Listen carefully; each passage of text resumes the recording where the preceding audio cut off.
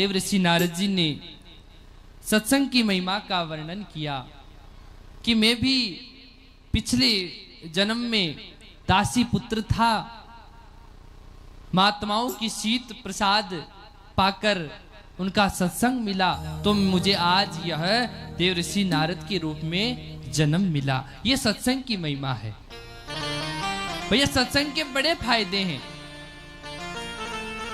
पहला फायदा तो यह है कि मन की धुलाई तो होती ही है, पर दूसरा अद्भुत फायदा, जिस परब्रह्म परमात्मा जिन्हें इस जगत को बनाया है उसकी कथा सुनते हैं तो ऐसा लगता है कि वो इतना सुंदर, इसकी इतनी सुंदर कथा है, इतनी मीठी कथा है, तो वो कितना सुंदर होगा। सत्संग का तीसरा फायदा, जितनी देर कथा में सत्संग में बैठेंगे उतनी देर तो कम से कम उल्टे पुल्टे कार्यों में मन नहीं लगेगा, भगवान में मन लगेगा, उल्टे पुल्टे कार्यों से बचे रहेंगे। सत्संग का चौथा फायदा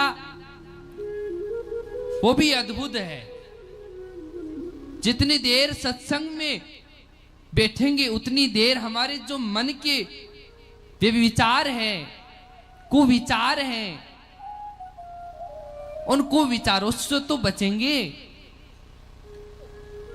केवल प्रभु की याद में, उन परम पिता परमात्मा की कथा में मन लगेगा। और सत्संग का पांचवा फायदा, ऐसी कोई बात दिल पर लग जाए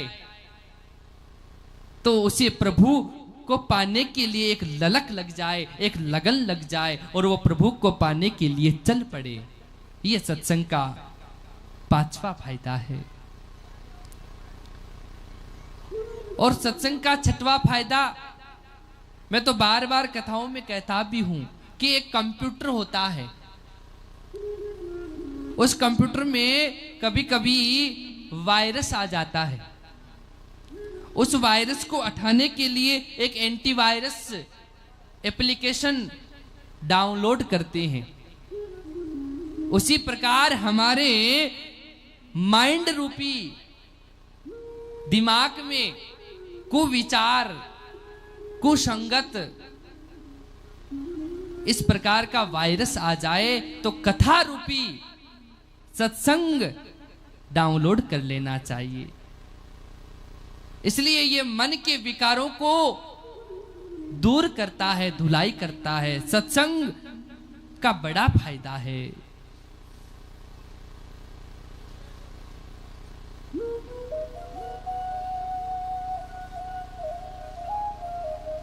इसलिए देव ऋषि नारद जी ने